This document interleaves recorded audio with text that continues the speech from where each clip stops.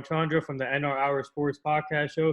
This is episode 630 with ESPN content creator, and she has her own podcast launching called Boston Ballin' Podcast. Gabby Hurlbut. Thank you for coming on the podcast. This is an honor. I'm really looking forward to this interview. And first of all, Gabby, how are you and your family doing during this tough situation? Yeah, first of all, thanks for having me on. I really look forward to it too. My family is doing pretty well. Everybody's, hanging in there, trying to just adjust to all of this craziness that has happened in 2020. Definitely a little bit weird of a Thanksgiving this year because it was really small. But overall, everybody's doing pretty well. That's good. So my first question to you is, if whoever doesn't know about you, what can you tell them, and when did you get interested in the sports industry, and who is your biggest influencer in that? Yeah, sure. So I've been a big sports fan my whole life. I grew up right near the UConn campus, so I grew up watching UConn basketball and football games with my dad sitting on his lap in front of the TV, watching them. So that my sports interest was kind of just engraved in my head when I was really, really young. And then I became a Boston sports fan through my cousins. And so I started watching Red Sox games when I was really little too, by myself. And then that interest grew into watching other Boston teams. So then I became a big Boston sports fan, which is, I'll get into the podcast in a little bit. But then, so I knew for a while that I wanted to work in sports. So I was thinking about, when I was looking into colleges, I wanted to go to a school that had a good sports media program or something of the sort. So I ended up at Ithaca College, learned a lot there. Their television and radio program, which was my major, was very hands-on. I took a lot of TV studio and production types of classes and learned all the different types of roles in a studio, between being on camera and being off camera and producing and directing and everything else. So I came out of college with definitely a good understanding of the media industry as a whole, and I did quite a few internships in the field in different areas, so I really could know what interested me the most. So then I graduated from college in May 2018, and then started working at ESPN in August of 2018. So it's crazy that it's been over 2 years now. It doesn't feel like it's been that long, but It's been a really good experience there for me so far. I've definitely learned a lot about myself and another side of the industry that I hadn't worked with as much before. So I've known for a while that I wanted to work in sports, but it was just a matter of which side of the industry I wanted to be on. So there definitely was a lot of decision making that went into that, but where I ended up, I'm definitely happy with. And then also, while I was working at ESPN and just doing social media type of work for them, I decided that it might be cool to have my own sports podcast, because I was like, how cool would it be to have my own platform to be able to express my ideas and my opinions and have my own structure and be able to be creative. So then recently I decided to launch my podcast called Boston Balling. So it just started. I only have one episode so far from this past week, but I'm hoping to kind of keep growing a following on that. And I'm hoping that a lot of other sports fans are interested in listening and tuning in every week and hearing what I have to say about certain things, and hopefully bringing on some cool guests too. Yeah, so I'm definitely going to ask you about the podcast more a little later during this interview. But speaking of Ithaca College, actually one of my friends, Kenneth Bradley, he played football there. Yeah, I know him. Yeah. So he played football. He graduated the same year as me. Oh, nice. Yeah, so we went to the same high school, Jackson Memorial, and he played football there in Ithaca College. So. Oh yeah, that's so funny. Yeah, I know him. He's cool. I had him on my podcast too way back. So. Really? Yeah. That's funny. I'll have to reach out to him. Yeah, he's awesome, man. This guy works hard every day, and he was a great football player in high school too. So there are a lot of people are sleeping on him talent wise. So he's a good football player. Yeah, no, he definitely is. Ithaca had a great football program. Yeah. So speaking of ESPN, so what's it like just working with ESPN, connecting with these other talented broadcasters and reporters like Jay Harris, Anita Collins, and all these other great. Actually, I had Anita Collins and Jay Harris on my podcast too. So Oh yeah. yeah, how is it working with them though on a daily basis? Obviously not, you can't work with them right now, but when you're in studio.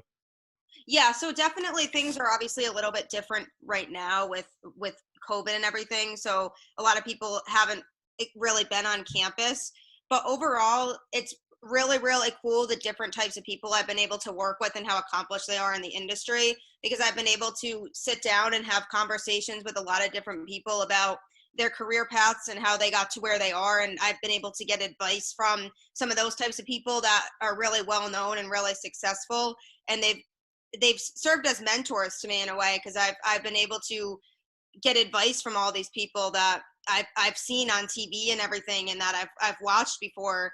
And when I started working there, I made it a point to myself to get to know as many people as I can that work on different sides of the industry, and just get a sense of how they ended up at ESPN and how they got to where they are, because I kept saying that being on air was my ultimate goal. So I was trying to figure out, the best way for me to get there. So it's cool to talk to people like that we all know are super accomplished in the industry and can really give me insight as to how they got to where they are. Yeah, your work, you remind me of Anita Collins a little bit.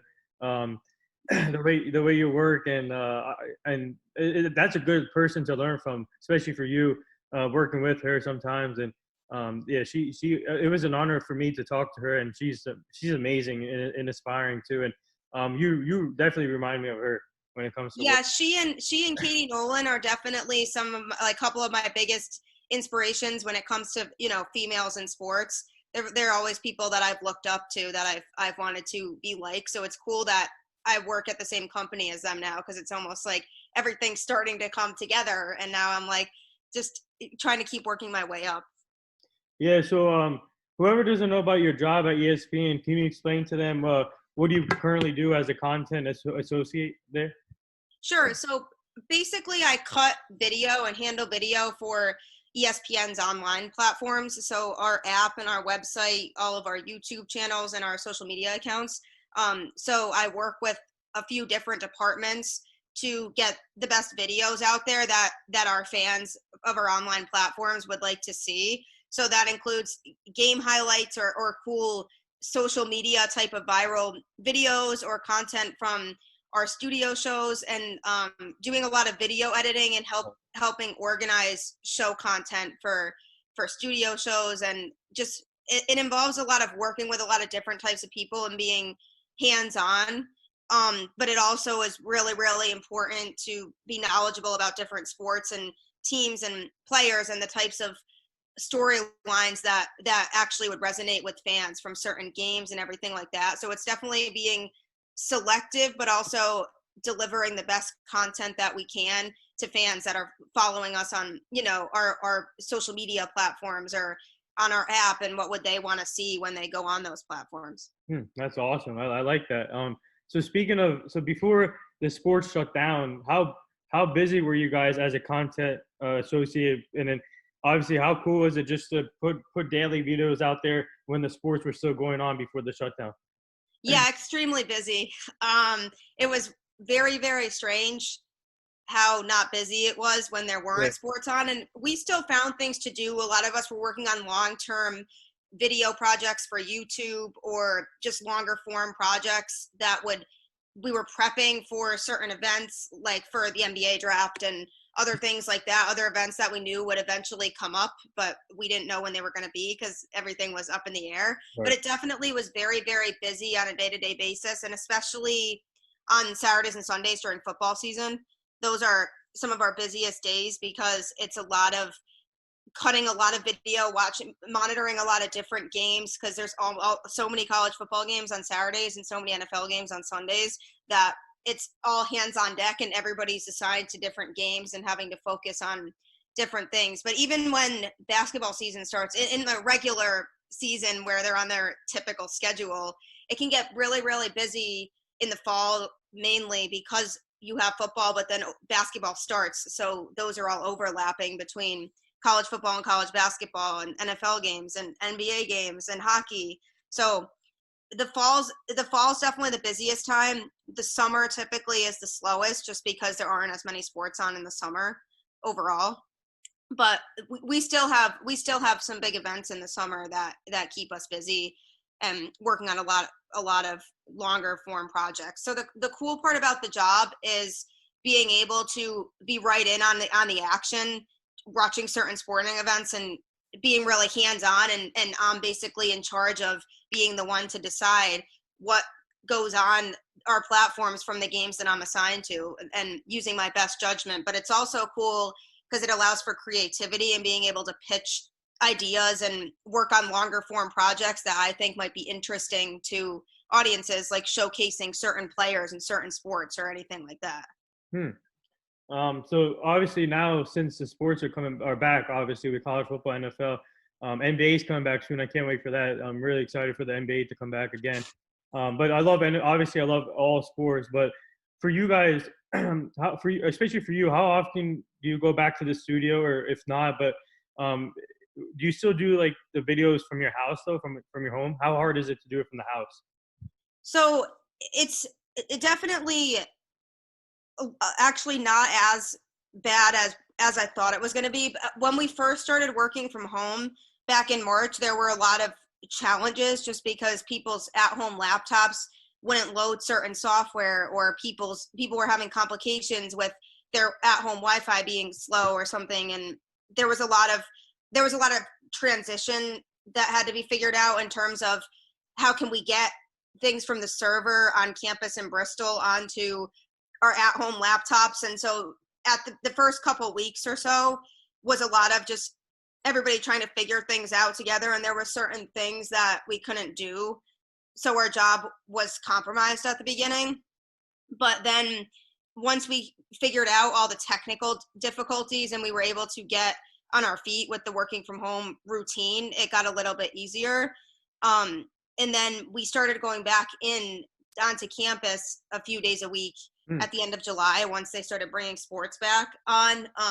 But granted, it's a minimal amount. There can only be 3 or 4 people at a time on campus, so everybody's days in the office were different versus home. But now that we've been working from home for a while, there's not that much of a difference anymore between what we're doing at home and what we're doing on campus, which is good because they know that we can do it from home. But it's definitely a lot of just rotating people through to be in the office some days and home some days, and just kind of rolling with the punches with this whole thing. All right, so with my guests, I usually like to throw this. It's called the $1 million question. So here's a $1 million question for you. When are they going to give you a pay raise and a promotion? You deserve to be covering on ESPN on air on like, for example, SportsCenter.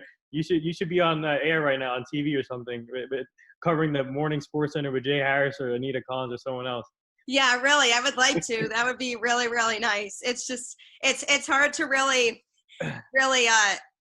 navigate through everything right now, just especially because ESPN's going through some tough times right now. Right. Too. But that definitely is my goal, and so I'm hoping that if I press the right buttons and I maneuver my path in the most strategic way possible based on all the feedback I've gotten from everybody, that hopefully sooner rather than later people will be able to turn on the TV and see me on SportsCenter. Yeah, because you definitely deserve it. You work hard, and it's hard for video creators to put up daily videos, especially for sports, and and then the editing must be tough too. It takes a long time, right? If for editing. Yeah, it does. It's definitely, and the turnaround times have to be pretty quick for some things too, especially if we have breaking news that comes out. Then we have to get video out really quickly, and we have to request on-air talent to send us video if they're not going to be talking about it on a show right away. So it's a lot of just thinking on our feet and trying to get things out as quickly as possible, even though the editing process can take a while sometimes. So I got to ask you, since you're a fan of Boston sports, obviously I'm a Yankee fan, so. Oh no. Yeah, I hate Red Sox, but. My dad is a Yankees fan too, actually. So we've had a household rivalry my entire life. So I got to ask you, for some of these Boston sports, I'll start off with the Red Sox, and obviously, what was your reaction when they brought back Alex Cora? I really thought they were going to go a younger manager. I really thought I was shocked when they brought him back. Yeah, I think that there's definitely mixed feelings on it. I think that a lot of people think that, with everything that happened, that he's coming back too quickly. I knew that they were seriously considering it.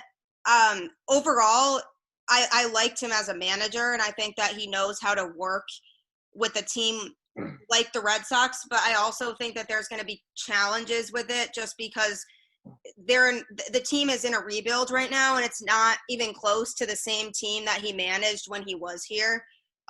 They've gotten rid of a lot of players since he left, and they're working on, trying to rebuild the team now. So I think there's going to be some adjustments that have to be made in the way that he manages, just because the way that he managed in 2018 was working, but since it's a different Red Sox team now, he might have to adjust the way that he manages the team to cater to their strengths more.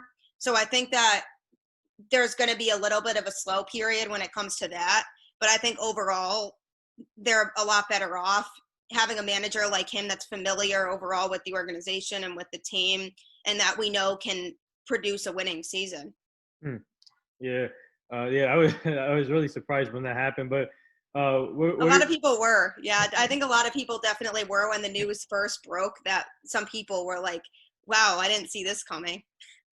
No, you guys, obviously I don't want to see you guys win, but on the respectable side, you guys have really good young talent now.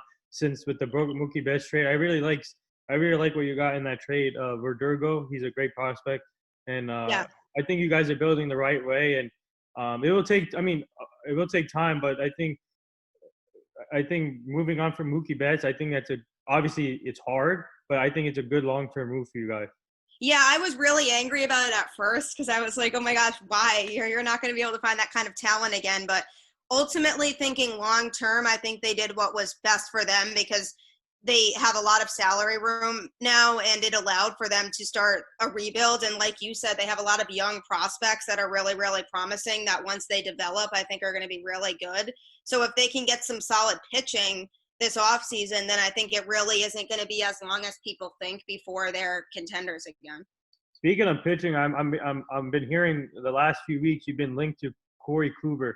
What do you think? What do you think of that? Yeah, they are interested in Kluber. I think I've thought about this one a lot, and I've talked to a couple people about it. I think overall the reward is higher than the risks with it, because granted he has been out for a little while with that injury, so it's hard to know exactly what you're getting with him. But at the same time, he's not going to be that expensive, and we know, we've seen his stuff, and so I think overall it'd be higher reward than risk. So I don't think I'd be upset if they did get him. I wanted them to go after Trevor Bauer, but that's seeming less and less likely now. But if they do get Kluber, and they'll have some of their pitchers back that were missing last year, like once Eduardo Rodriguez is back and Chris Sale, that's actually, and Nathan Eovaldi even is still a pretty solid pitcher. So between that, they might have an actually decent rotation. They just, again, need a bullpen still. Yeah, speaking of Eduardo Rodriguez, what a health scare he had, and obviously, hopefully he's okay, and he's a great pitcher when healthy too, and you guys need him. You guys need him for this year coming up, and it's gonna be interesting to see what you guys do. But before we get to your podcast, I just want to ask you about the Patriots real quick, Celtics, and the Bruins, if you watch them too. Yeah, everything. Being a Boston fan right now is definitely a little interesting, especially when it comes to the Patriots, because we're not seeing Tom Brady. Yeah, first of all, definitely, not seeing Tom Brady is obviously the biggest change and biggest adjustment, and it was definitely weird watching him in a Bucs uniform those first few games, and I still haven't fully gotten over it, because it is still super weird, but I still root for the guy because, he did so much for the Patriots that I can't root against him, because that's just that's tough. But obviously if they were playing the Patriots, I'd root for the Patriots, but I root for him to do well still. But being a Patriots fan now has definitely been an adjustment for a lot of people, at least my age, just because we're not used to seeing the Patriots struggle like this. like this is their first losing season since 2000. So they haven't, Drew Bledsoe's last year, so they haven't been used to seeing this kind of adversity going on with the Patriots. And I think that some things about it are promising in terms of they don't really have much to work with on offense, but the fact that Belichick is still making it work and they still theoretically could go to the playoffs if they string together a few more wins, that just shows how important coaching still is. And I think it shows that Belichick is still a really, really great coach because he can make it work despite not having a ton of talent on offense. And a lot of people are quick to blame Cam, I think, for the Patriots' struggles and are like, oh, Cam sucks. He's just washed up, which I think that, I think that that's a hard thing to really put on him right now, just because it's hard if you're in that situation, if you're anybody, if you don't have a lot of talent offensively. I think that what happens in this upcoming draft is going to be really, really important, and how Belichick utilizes his picks, because he's going to need to get more talent. And I think that even drafting a quarterback is something that he probably should consider, because I don't know if Jarrett Stidham is exactly the best backup to have. But if they want to keep Cam, then they need to build a team around Cam. So they need to develop some players, and they need to draft some players that can help him. And I think the defense also has been inconsistent, which is another issue. But they're frustrating to watch this year, just because they go and they'll win games against good teams that they're expected to lose, and they'll get you really excited about it. Right. But then they'll go and they'll lose to teams like the Texans. So it's hard to really be excited about them, because it's hard to really know what they're going to do week to week. So, but if they can stay consistent and they can play the way that the defense played against the Cardinals, then they have a chance of going to the postseason. And I mean, I think just this year, honestly, I think just getting to the playoffs would be an accomplishment for them with all the issues that they had to face this year with the COVID stuff and everything else. I think that if they can even just get a playoff spot, I think that would show a lot about, Bill's coaching and just them trying to make it work. But they still need more players to help him. Like they don't have a solid tight end, and they need a better receiving core, I think. So I think that there's a lot that they need to be considering in the off season this year, because there's definitely a lot of people I think that have been underperforming. And so we'll see what happens. But I think at the end of the day, the draft and who he selects is going to end up being really, really important when it comes to future seasons. And I think this year has been a test to see what they lack. And I think a lot of things this year have been exposed that kind of were saved when Tom Brady was there, because he was able to kind of make it work with anybody. And so now that they don't have a quarterback like Brady, and they're kind of more of a regular team now, they have to just they're seeing now where the issues lie. And so hopefully they actually take that seriously and they make appropriate adjustments because of that. Yeah. So speaking of Patriots quarterback, I was talking to my friend recently. He's a Patriots fan too, and I told him there's a couple of solutions you guys can go if you guys don't bring back Cam Newton. One is bring back Jimmy Garoppolo. There's one solution. Or go into the draft, somehow trade up to get Kyle Trask, Zach Wilson, or Trey Lance. I feel like those three quarterbacks can fit in the New England system. Yeah, I agree with you, actually. Those were all names that popped into my head, too, when I was thinking about quarterbacks that they could possibly select. And, yeah, I think trading for a better pick and drafting one of those quarterbacks would be beneficial and something that they should consider. I mean, Jimmy Garoppolo, I'm not opposed to that idea. I do worry about his injury history, but he knows the system. He knows the Patriots organization already. So if he was coming on to this team, I wouldn't necessarily hate the idea, I don't think, because just for those reasons that he already is familiar with Bill Belichick's coaching style and with the system, and Bill knows his playing style and really, really liked him too and wanted to keep him. So when they got rid of him. So I think that if they do get him, that there could be some promise there. But again, his injury history is the only thing that makes me hesitant. But they need to do something. They can't just stick with what they're doing now and not change anything. Yeah, I'm a Dallas Cowboy fan, and we're heading into the wrong direction. That's what Yeah. we're Yeah. I mean, granted, not having Dak Prescott all year obviously yeah. is something that was a big factor too. But Yeah, but it's gonna be interesting to see. But I got one question for you for the Celtics. I'm really concerned how the Celtics are building their franchise because Danny Ainge had so many opportunities to trade his draft picks to get superstar players in there to pair him up with Jason Tatum, Jaylen Brown. I'm surprised that he's holding on to these draft picks, and he had the opportunity to get Paul George, and then I think they had an opportunity to get like Bradley Beal or something or some other stars to put in there. Are you surprised that Danny Ainge is holding on to his draft picks? Because I feel like the Celtics, it's their time to win a championship, and they have a good young team. But I'm just concerned because they just lost Gordon Hayward to that monster deal to Charlotte, and then Kemba Walker's not going to be there too. Probably he's supposed to miss, I think, until January time. I think I yeah, heard with the knee. yeah, he's not going to be there when the season starts. Are you concerned about their building? Yes, I am extremely concerned. I think that he's mishandling a lot of things. And I mean, it's one thing to hold on to draft picks, but that's only if you already have promise within the organization and you're already doing things that are moving in a positive direction. And the thing with the Celtics right now is like, yeah, there's still a lot of talent on that team, but you see all these other teams making big moves and they're not. And so I do wonder though, now that John Wall was traded to Houston in that whole trade, I wonder now what's going to happen with Bradley Beal. But again, I still don't think that he'd come to Boston either, because I mean they'd have to be willing to give up a couple starters, I think, for him. But I very much am concerned, and this has been an issue not just this year either. I think that he's really stuck in his ways when it comes to building a franchise, and I think that everybody else is going to be going into the season in a much better place. And it's you can't just rely on the talent that you have to ride the wave, especially without Gordon Hayward at this point. Yeah. I think that, I mean, I love Jason Tatum. I think he's great, and I'm really excited to have him in Boston. But there's only so much that they can do with the same thing over and over again. Yeah. And they need, I mean, first of all, they need a solid center.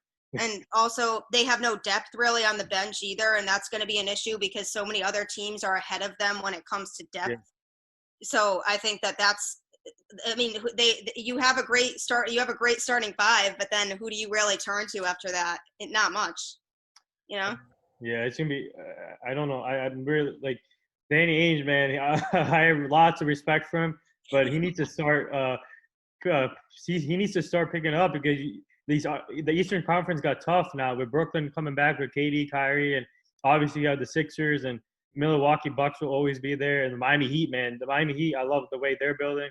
Yeah, then you have all these other teams around them doing things to make their teams better, and the Celtics are just not really doing that much. And it's like, what how do you expect to win a championship anytime soon if you're going to operate that way? Yeah. But there's a lot of good teams in the East, and it's going to be really, really scary for them. I mean, honestly, I didn't even think that they would go as far as they did this past year either. Mm-hmm. I didn't even think that they would even get to that series and play the Heat. But that series was very, very frustrating to watch. Yeah. But I mean, I think Kemba is a good match for that team, though. I think he was much better for the Celtics than Kyrie was, in terms of just the way that this team operates and the way that Brad Stevens coaches. I think Kemba kind of fits in with that more than Kyrie did. But I'm just hoping that they do something that's productive, because they haven't done really anything that's productive. Yeah. You guys have a tough test early in the season. You guys played the Nets on Christmas, so I know. That's not gonna be good, especially with no Kemba. Yeah, but now going to your podcast, this is what I'm really looking forward to, your podcast. And how did this come about, and when did you start? I know you said you started recently, but when did you start? And are you currently looking for a co-host for that podcast, or are you going to do it on your own for now? Yeah, so I kind of was playing around with the idea for a while of starting a podcast, and I've listened to some other podcasts in the past, like sports podcasts and everything else, just just here and there, like certain ones I would just listen to see kind of what they talk about and how they set up their show and how long they are and everything like that. So I would just take mental notes for myself on like, it sounds kind of cool. It's something I could do. Then I went on Courtney's podcast as a guest a while back, a couple months ago, or maybe 3 months ago at this point. But and I saw the way that he ran his show, and I was like, oh, this sounds like a really cool idea, because I could just be really creative and have this be my show, and I can set it up the way that I want to set it up and be really comfortable. So then I just started writing down ideas, and I was like, what am I really passionate about? And then obviously Boston sports is the biggest one. And I was like, I could talk about that all the time, So then I started writing things down, and then I talked to somebody that's friends with my mom that is into podcasting, and he's been doing it for a while too. And he gave me some advice on how to get it started. So then I was playing around with names when I came up with the name Boston Balling. And then I was like, oh yeah, that kind of catches. So then I started to plan out, certain things I could talk about or certain people I could try to have on as guests. And then everything just kind of happened from there. So again, this is brand new because I've only had one episode so far, but it went really well and everybody's looking forward to it. Tuesdays, weekly on Tuesdays, I think is going to be my general recording time, but I'm hoping to kind of gain more of a following on it. And I said to people before, I said, you don't have to be a Boston fan to listen to it, because everybody has their ideas and their opinions. So my goal is to get as many people's opinions as possible out there. And even if you're not a Boston fan, like, people still, know what the Patriots have to do or what their struggles are. You know what I mean? So I always say to people, I encourage people to listen to it, even if they're not a Boston fan, because maybe they could end up coming on the show one day too. Yeah, I'm definitely going to listen to it. And if you need a guest, I'm available too. So definitely. Yeah, I definitely will reach out to you. Yeah, I'm definitely planning on just solo hosting it for now, but that could change down the road as things progress. Yeah. But for now, it's just me. But Boston Balling is on all forms of social media too. So yeah. So actually, for me, for my podcast, I'm currently looking for a co-host, because next year in end of February, I'm most likely going to my correctional officer academy. So I need someone to continue my podcast. I don't want to stop, because I need this to keep going, and I'm looking for a co-host that can be mentally focus on the task, and I need someone just to run this account and then continue with the interviews and let me know how is it going. So I'm currently looking for a co-host. Hopefully I can get one by next year before I head to the academy. So that's my goal. Yeah, be on the hunt for somebody. Yeah, I have a couple of candidates already. So let's see. But yeah, no, that's good. That's good. I'm sure you'll find somebody. It seems like you have enough time to kind of line something up, which is good. Yeah. So for you, obviously you had your first episode last week, right? Yes. So for you, how do you reach out to your guests, and what is your technique when you reach out to these guests, and how often did you decide how often you guys? You said Tuesday, are you going to do your shows? Yeah, weekly on Tuesdays is what I'm aiming for right now. But what I've been doing is I've been reaching out to people either through email or through social media, basically giving them just a brief explanation of what the podcast is and what it's about, and basically just say that I just started it up, and then I basically ask them if they'd be a guest, and I say I really value your opinions. I'd love to have you as a guest on my show. And then I just say I'm flexible with your availability, so that way I can, plan it out ahead of time. So if I know that somebody's coming on a certain episode or something, or if they say I can do this week, then I know that I can plan out accordingly, and I know which days I have to fill guests on. But my goal is to have a guest on every week. So I'm just trying to, I try to just think ahead to who might be able to or interested in coming on, but primarily through messages on social media or through email. If I have an email address for the person, then I'll reach out to them that way. If you don't mind me asking, who did you have on last week as your first episode? Last week was this guy that I know that works at Fox doing news and sports stuff for them. He's like a lifelong Boston sports fan too, and he's in the media industry, so he's aware of the production process and has to know a lot about. He has to be on top of his sports and news facts all the time. So I knew that he'd be somebody that would be good to debate with me. I actually know him from college, so I knew that. Yeah, so we had classes together and everything in school, and he was always involved with the sports radio and sports TV station at our school, so I knew him pretty well. So he was really, really excited to come on, and I told him it's my debut episode, so as long as you're willing to step into that role, then I'd be happy to have you. That's awesome. That's really awesome. So for Yeah. you, how grateful are you to be in this position right now and to be able to do the things you love and having your own podcast now and being on ESPN, working with them, and just how grateful are you to be in this position, especially during this tough time? And like you said, ESPN is going through tough times too. But for you, how grateful are you to be in this position right now?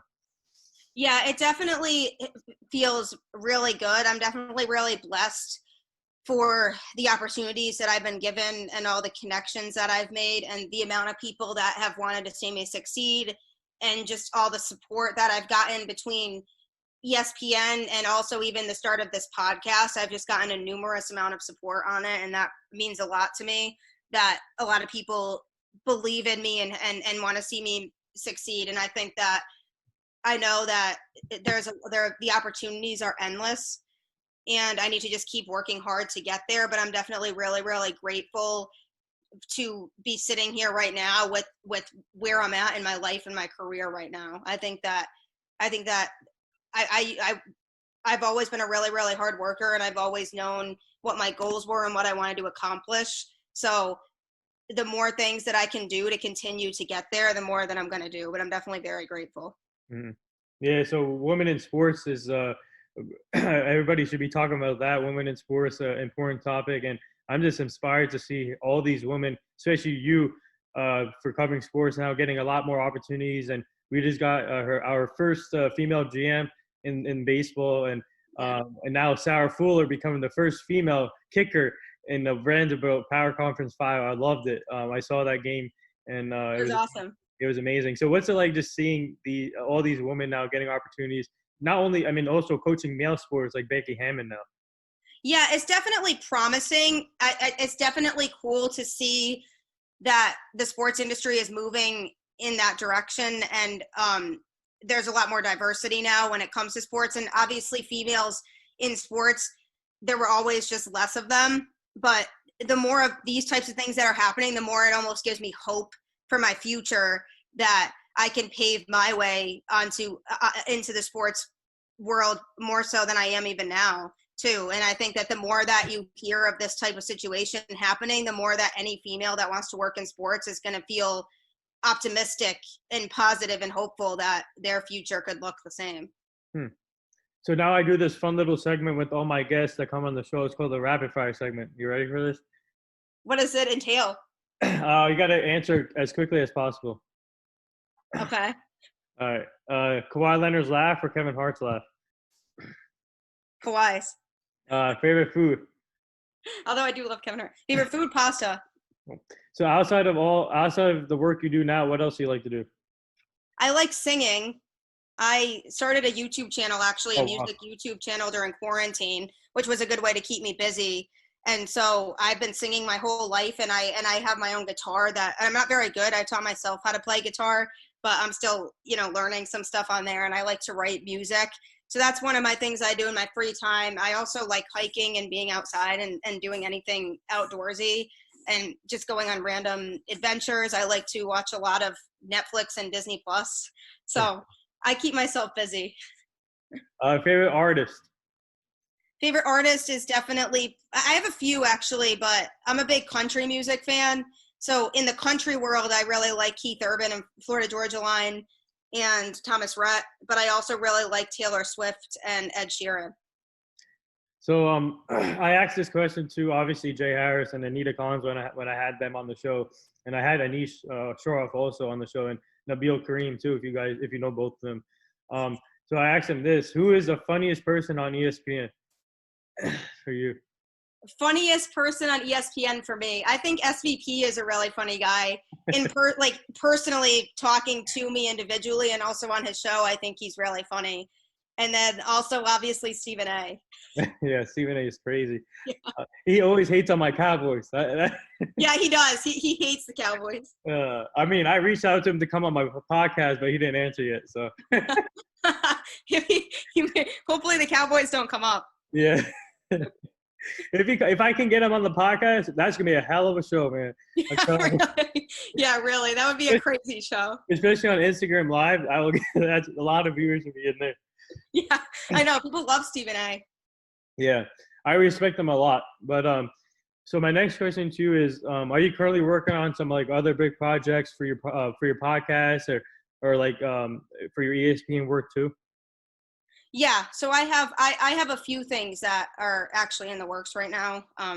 For my job, a couple like longer form compilation videos, like best plays type of videos that I'm hopefully going to be finished with in the next couple months. And then when it comes to my podcast, that's just a daily grind for me, just constantly thinking of ways to market and promote the podcast and just reaching out to people to see if they want to be on the show and trying to engage people. So that's just a daily workflow for me now that I've worked into my regular routine so that I can just keep taking steps every day to continue to grow it. And I hope that ultimately down the road, a lot of people will be engaged and a lot of people will look forward to listening every week and knowing that it's a Tuesday thing. So this is podcast you should definitely check out, Global Kid Media. He's 14 years old. He's interviewed 1,000 people, and he's trying to be the first sideline kid reporter. So what do you think of the idea of having kids now as a sideline kid reporter? Oh, wow. That's interesting. It's a really interesting concept. I think that it's cool. I think that there's a lot of kids out there that are just as passionate about sports as adults. And I think that if they have the experience when they're younger and they're learning how to do this type of stuff when they're younger, I think it'd be kind of cool, actually. I think it would encourage more kids to be motivated and try to pursue that. If they see kids their age doing it, they're like, oh, if he can do it, I can do it. And so I think that if they are really knowledgeable and passionate about the subject, I think that anybody can do it, but you have to know that you're passionate about it and that it's something you actually want to do, or else people will be able to tell that you don't want to do it. Yeah, you should definitely check his podcast. He does amazing work at 14 years old, and he's been to a lot of sporting events, interviewed, for example, Patrick Mahomes, Snoop Dogg, Magic Johnson, and he's growing from there. So he does his own podcast. So you should. I'm gonna send you his page so you can get connected with him too. Great. Yeah, I will. I'll definitely check it out. So the last few things here before I let you go, this is a question I've been bringing up to all my guests about the late Kobe Bryant, his daughter Gianna, Mamba mentality, and then the rest of the people that were involved in the harbor crash. And the reason why I always bring this up towards the end is I'm trying to get people's different perspectives on him. And he was one of my role models growing up. And actually, I had a lot of players on my podcast that either played with him or played against him. So I'm trying to get everybody's perspective, what he was as a teammate or playing against him. So for you, being a reporter, a journalist, and a creator, do you guys remember? Do you remember where you were at that day, and what do they mean to you? Yeah, so I actually was at work that day. The news actually broke while I was driving into work. And so I remember sitting in the parking lot and crying for a little before I went in. And I was like, this is going to be the toughest work day I've ever had since working here. And it was just really, really, really heartbreaking. And Kobe made such an impact on not only the game of basketball, but just on the world in general.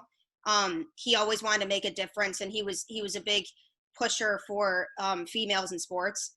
And he was always like, he wanted to coach Gigi to be the best player that she could be. And I think that anybody that is our age and grew up watching basketball can agree that the sport will never be the same without him. He shaped a lot of what the NBA is now, and a lot of the professionals that played with him are definitely saying the same thing, that there's always going to be a permanent hole in the sport. And even the younger players in the NBA that are around my age, they looked up to Kobe when they were younger. He was one of their role models too. So every single person in the sport, and not even just basketball, but other sports in general, he's an icon that everybody can everybody in the entire world can say that is truly something that is never going to be the same again. The sports world in general, and that was just the beginning of what was such a terrible year for us. But it's just truly really heartbreaking. And I actually saw a video again about the crash the other day, and it's just really sad. And you have to wonder why these things happen to people like that. But he definitely made the type of impact that I don't think anybody else ever has. Yeah, especially on the women's game too. He was big in the women's basketball and WNBA, and he did a great job with that.